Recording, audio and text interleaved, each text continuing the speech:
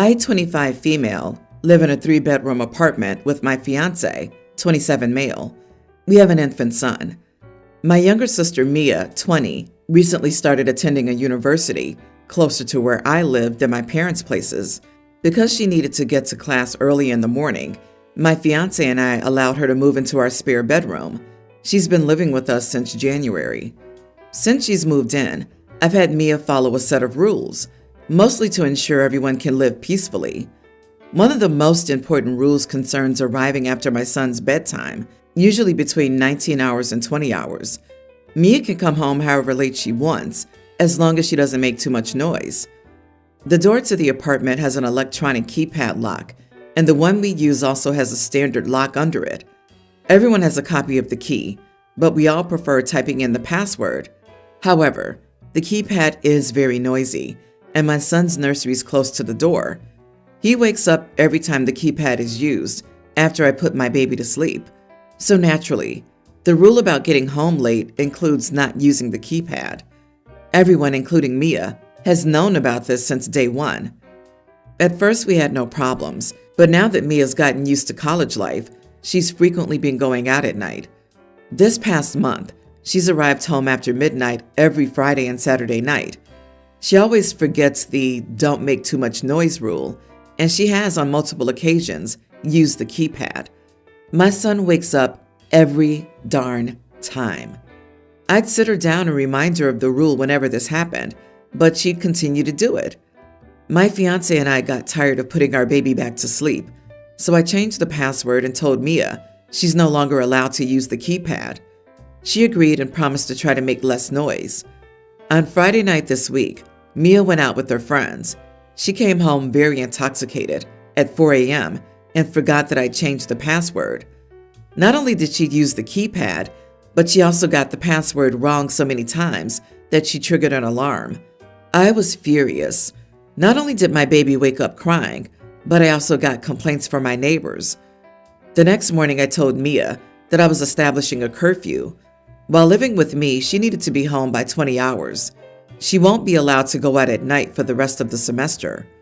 Mia put up a fight, saying that I have no right to ground her like this or dictate what she does with her free time, but I held my ground.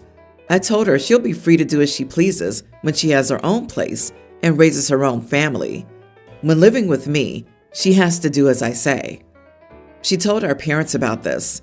Our mother and stepfather are both on my side. Our father is on Mia's. He's saying that I'm not her mother and I have no right to treat her like a child. He also thinks it's unfair to do this to her over an intoxicated mistake. Am I the idiot? Edit. No, I can't mute the keypad. Not the idiot. I admit it sounds like a bit of a power trip to ground your adult sister, but it is well within your rights to enforce the rules when you're allowing your sister to live there for free. She can always rent her own place if she wants full freedom to do whatever she wants. She's definitely old enough to have some responsibility if she's in college. I laughed about the terminology, ground her, but in all honesty, what are OP's options? Sister has zero respect for the baby or the parents. If dad is so appalled, he needs to facilitate new living arrangements for her. This isn't about what or who she's doing out late. It's about waking up the dang baby. OP, you've given her way more chances than I would have. I would tell her that if she wakes the baby up one more time, she's out. I can't imagine how annoyed your husband must be that you keep letting your adult sister act like an entitled 16-year-old. You are not grounding her. You're not even treating her like a child. You're establishing rules and boundaries that she needs to abide by if she wants to continue living in your home. She's free to go live with either of your parents, or your dad can pay for her to rent an apartment. Her living with you is purely for her convenience. She can leave if she doesn't feel like the conditions are worth the convenience. Honestly, at this point, I would ask her when she's moving out. When my wife and I talked about getting married, my dad said he'd give us a down payment for a home. We were thrilled and kept it in mind. We could afford a good starter home with his help, and we scrimped and saved to add to it. Except, apparently, he meant a sum of money good for a down payment for a house near us, where the cost of living is low. He did not ever mean a down payment for a home in Colorado, where my wife and I have lived since we were in college. He said he thought that I'd be smart enough to realize we'd need to move somewhere with a lower cost of living than Colorado. He keeps saying, move to a cheaper city. Our lives are here. Our friends, our jobs, our hobbies. You can't exactly leave your house and be up on top of a 14,000-foot peak in 6 hours, where my family is. I told him we had never talked about moving back there, and we never would. We would rather be stuck renting for a while longer than somewhere we didn't want to be, and the move to a cheaper city wouldn't work for us. He said, so be it, and gave us the amount, and that was that. I expressed gratitude and thanked him for the money. It is still towards the goal. Because of this shift in our finances, we've had to make changes to save up the rest of the money. We've had to cut out vacations, birthday gifts, holidays, etc. We won't be traveling home for a few years. At our current rate, we should have an okay down payment by the end of next year. My dad confronted us about this because we wouldn't come home for a summer break trip and told me that I was being selfish and an entitled brat because I hadn't gotten my way. I was essentially punishing the rest of the family because of what I assumed his gift would be. I told him that I was grateful for the amount he gave us, but that meant we needed to buckle down and save every penny if we wanted to afford a house anytime soon. Even townhouses around us are easily over $400K, and that's for the sketchy ones. But is my dad right? Am I the idiot for punishing my family by no longer doing birthdays, holidays, or vacations because my dad screwed me over? Edit. There was no amount formally discussed. He said a down payment, and that was that. For my siblings, he paid for college. He paid cash in full for my sister's house. It was $317,000. He did not pay for my college education. That was all for me and scholarships. He gave me enough for a down payment on a home where I'm from, not one in Colorado. They're invited to come home anytime, but believe it should be me to go there because I'm the one who moved away. I still have to save around $11,000 to $13,000 to make up the difference based on a starter home price and a cheap townhouse in a safer neighborhood here. Daddy only gave me a couple tens of thousands of dollars and not the arbitrary number I had in my head.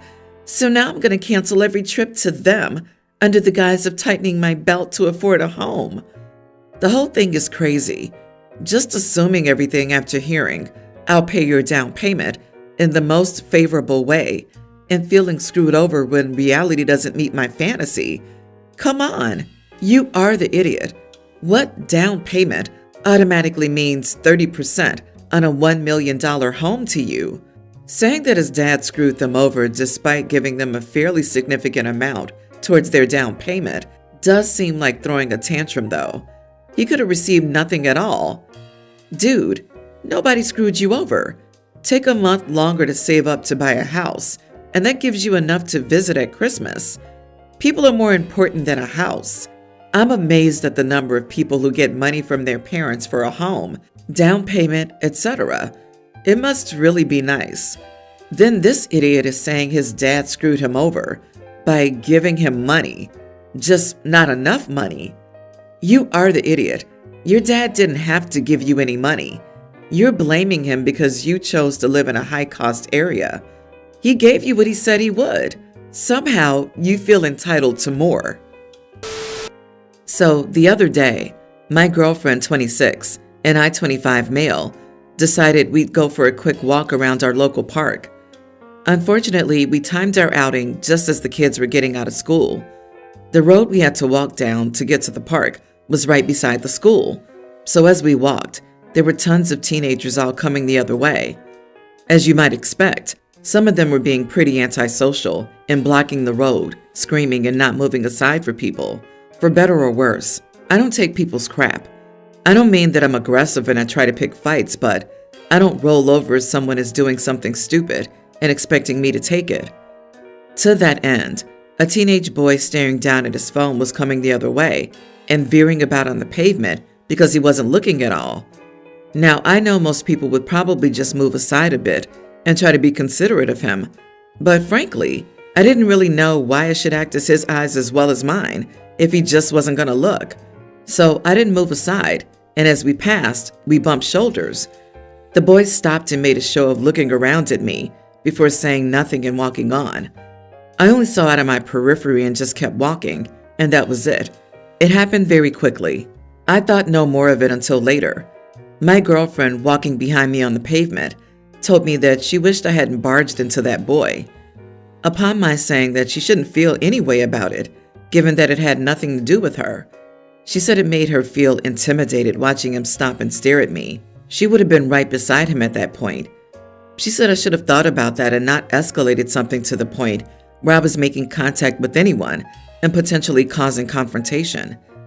I don't know if it matters, but she has anxiety and was bullied throughout school. Frankly, I'm torn about this. I don't know if I'm in the wrong here and should have thought twice, or if it's not my problem and this has been slightly blown out of proportion. After all, nothing happened. Am I the idiot? What a big man enforcer of park justice you are. Seriously? Your girlfriend is right. You should have handled it better. A shout of "Bro, eyes up" would have been the appropriate thing to do. Physicality was not warranted, and the girlfriend was dead on when she said it could have escalated. If it escalated and you threw down with a teenager, you'd be screwed if the kid pressed charges. You are the idiot. Darn kids always on their phones, said the adult, who's apparently unable to use his words. Also, "I don't take people's crap" is exactly the kind of thing that an unnecessarily confrontational person would say. Don't deliberately walk into people. What would using his words have looked like in that situation? Would you have him calling out, "Young man, look up from your phone or you'll run into people"? I'd wager you'd find such a thing to be a jerk move, right? So I ask again, what would using his words, which you propose as the correct action, look like here? I'm pretty sure "excuse me" works just fine. You are the idiot for intentionally running into this kid. Should he have been paying attention? Yes, absolutely. But you recognized that he was about to run into you. You were responsible for moving. If a car was driving head-on towards you, are you just going to drive into it because they should have been paying attention? Grow up. We are at the beginning of my dad's retirement family trip. He's paying for all of us to meet as a family in Hawaii for a week since he's retiring after working at the same company for 42 years. There are 6 of us, but my brother and I live in the same part of the country. I guess it's relevant to say that I'm 5'1" and my brother is 6'6". I always fly for work and have quite a bit of status with the airline for which my dad bought our tickets. This is what happened way earlier today. We were all boarded and ready to go when a flight attendant approached me and whispered that they had a first-class passenger not show up and needed the coach seat to accommodate a standby passenger. She said I had by far the most status of anyone on the plane, so they were willing to move me to first class for free. I was like, "Oh yeah," and I took it in a heartbeat. I told my brother I'd see him in 12 hours and let me know if he wanted any food or drink, and I grabbed my stuff and moved. Needless to say, I had a nice flight. When we landed and were waiting for our shuttle, my brother was so cranky but wouldn't tell me what was going on. He didn't speak to me for the whole shuttle ride. We had a nice hello with the rest of the family, but after I got down from my shower, my mom took me aside and said what I did was awful. I asked her what she was talking about, and she said that I should have given my brother the seat. I thought that would be the end of it, but all 5 of my siblings and my parents are upset with me, and the vacation is off to a very rough start. I was trying to play with my niece and nephew in the lobby waiting for lunch, and my sister said, "No, they only like to play with people who give a crap about their family. What were you thinking?" I asked her if this was about the first class thing, and she said, "What do you think it's about?" I said that he never asked me to switch with him, and she said, "An idiot makes people beg. Family members don't." I've been by myself since brunch, and I'm not having much fun. Am I the idiot? I had something happen to me years ago on Air Canada. I was flying the Vancouver to Toronto red-eye with an adult daughter and got tagged for an upgrade. I asked about letting her fly up front instead and was told the seat was only available to the status holder. I was exhausted from a week working away, so I took it. No one shamed me for it. Not the idiot. Your brother was getting a free vacation, and being jealous of your status was rude and ill-informed. Yeah, OP, tell them that it wasn't even an option for him to move to first class. If you had declined, they would have moved the next person on the list, not your brother. Your brother is a passive-aggressive whiner who apparently can't even use his words and runs to his mommy to fight his disputes for him. You deserve that upgrade, and even more so in retrospect because of how your brother acted like a toddler who missed his nap. Exactly. I'm amazed that her entire family is making such a big deal out of this, and for so long. Like, holy crap, let it go. Sounds like the brother is the angel child who can do no wrong. I would not put up with them trying to punish me for the whole vacation. Holy crap, your brother is a 6'6" baby, and the rest of the family are entitled idiots. Update. I only saw my family for a little bit yesterday, and they were still mad at me to varying degrees. I have a good friend who lives here in the military, so she hung out with me, and we met some really fun and cute guys at a dive bar. So, my vacation will be great no matter what, but reading your comments really gave me confidence to not give a crap, or try to at least. Thank you.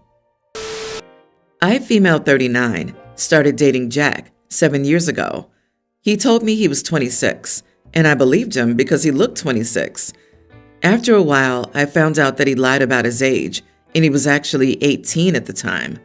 I broke up with him because he was just too young for my taste, but it was too late and I was pregnant. Currently, we have a beautiful young daughter together. The problem is, Jack is so childish. He knows nothing about parenting.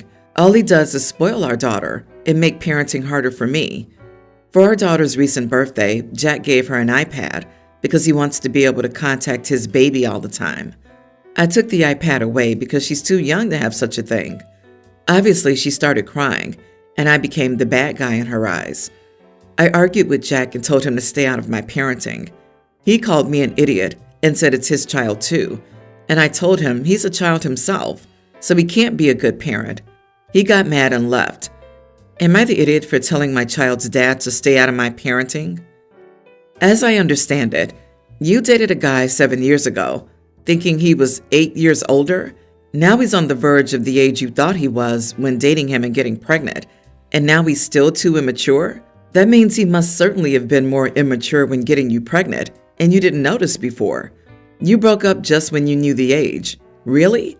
No red flags before, but now? To be honest, I don't know what you did expect then and what you do expect now. You are the idiot. Wait, he spent his money on an iPad for his daughter? He continues to be a parent since 18 and didn't run off? Young grammar school age children use iPads in school. You know that you can set limits on the iPad, right? He was good enough to make a baby with, and you chose a man who wants to be involved. What is the problem? He loves his daughter and wants to spoil her. You should be praising what your daughter has for a dad. Sorry, honey, you are the idiot here. Regardless of your age, you're the one being childish. Your child has two parents and the right to contact both. Your words and actions towards Jack will encourage him to avoid attempting to co-parent with you and to make major decisions impacting your daughter behind your back because you're emotionally abusive to him, which is exactly what happened. This isn't an interference with your parenting. It's a failure to co-parent, and nothing in your behavior shows that you're someone who can be successfully co-parented. It's you.